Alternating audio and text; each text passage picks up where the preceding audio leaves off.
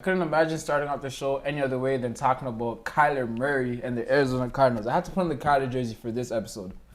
What do you think about the Cardinals after that? Great, that might be the game of the year. I'm pretty sure it is. Is this the game of the year to you? One of them. So it's still early in the season, but definitely one of the most exciting games so far. The Cardinals, they look good. They did look good. Not just the fact like they gave up a lot of points, but that's like one of the top offenses in the NFL, going up against one of the best QBs in the NFL.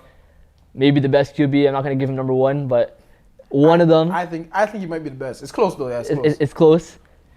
And he threw some dots. Like some of those touchdowns to Tyler Lockett were absolute beautiful balls. But for them to come out in that win, it shows a lot about the Cardinals. It's funny because while I was watching that game the whole time, I was just thinking, Kyler Murray and Russell Wilson, they're like a carbon copy of each other. Like Kyler Murray's literally Russell Wilson's son. Like they might have to get like a birth certificate check or something.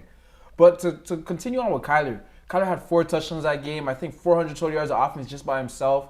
Like when he got into the red zone, he was effective. You seen the run he ran for the TD. He reached for the end zone. He was just putting it all on display. Like with everyone watching national TV, he wanted it to be known that I should be taken seriously. And to me, he elevated himself into MVP race. He has the Cardinals sitting 5-2. And if you're not an Arizona Cardinals fan or Kyler Murray's mom, no one in their right mind thought sitting here right now the Cardinals would be 5-2. And even you yourself, I don't know if you're an Arizona fan or you're a supporter. I like the team. Yeah, but did you expect the Cardinals to be 5-2? Personally, I thought they were going to be pretty good this year, just because adding Hopkins, like that's a huge factor for that offense. And then the defense, they had signs, like they have key players at every level. I thought when they lost Chandler Jones though, I thought like season's kind of done. Like the defense is gonna suffer. But they replaced it. It just you see the effort on the field, and you see like guys like Budda Baker. He might be the best safety in the NFL right now. He is flying to the ball. That guy can't be stopped.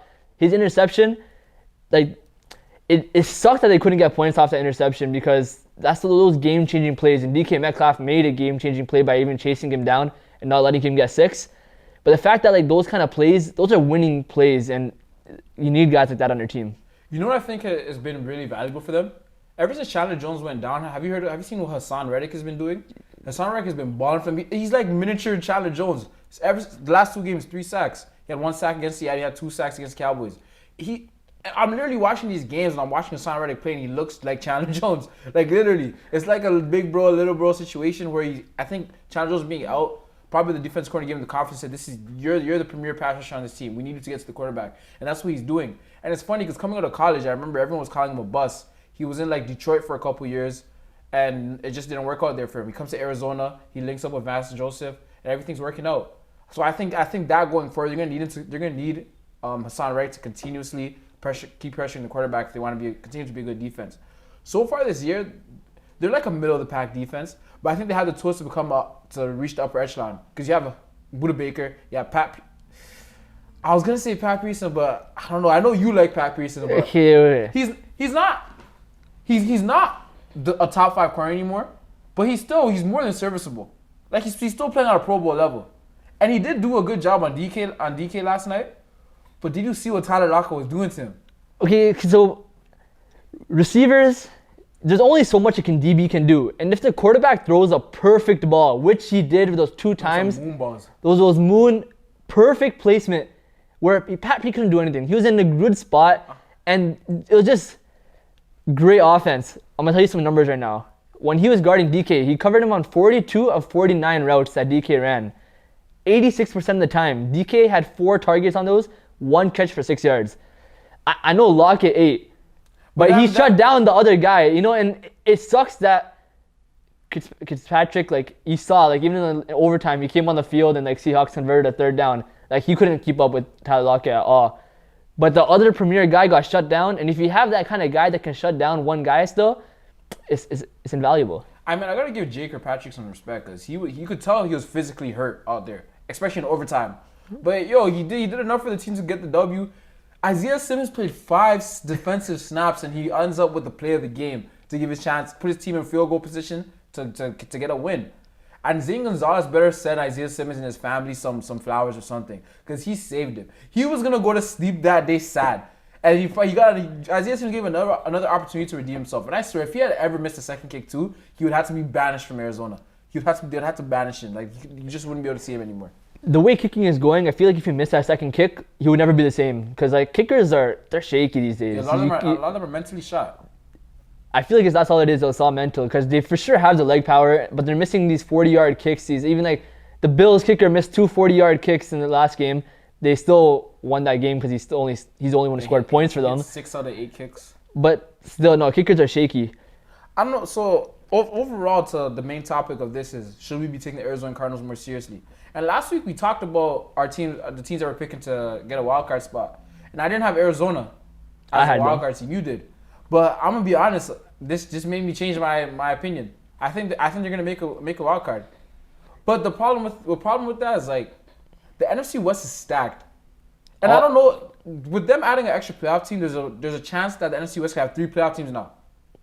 But that's just so unlikely. And the Chicago Bears, we seen them play last night. They looked awful. But I still feel like they're gonna figure out a way to get into the playoffs because they really just need 10 wins. But if you look at that, so the NFC North has a potential another playoff team in Chicago. Then the NFC West has 3 potential playoff teams other than the division winner. And the South has 2. We're not gonna talk about the NFC East. And then we're missing what? South the has NFC 2. South. So it's gonna be hard for Arizona to get in there. But honestly, like their schedule coming up is favorable for them. They have Miami and Buffalo at home. They have to travel to Seattle. And they have to travel to New England. New England's looking terrible, so that should be a win for them. Then you have to play the Rams. Then you have the Giants and the Eagles and the San Francisco and Rams again to close the season. There's like 6 W's in there, and they already have 5 wins. So that's an 11-win team. And you're not gonna miss the playoffs as an 11-win team. No, and the fact that they got those 2 wins, this Seattle win was huge, right? Like that division win and the first win they had against 49ers. Those are huge wins. They already have 2 division wins. So they're undefeated in the division. I think the only one's undefeated in the division right now. I'm pretty sure. So that's a huge factor going forward. And just they showed a lot of poise in that game because they were down 10 with I forgot how much time was left. 3 minutes left. 3 minutes left. They drove down the field twice. Kyler Murray was dicing it up. Larry Fitzgerald is still useful. He's converting on getting those first downs, running.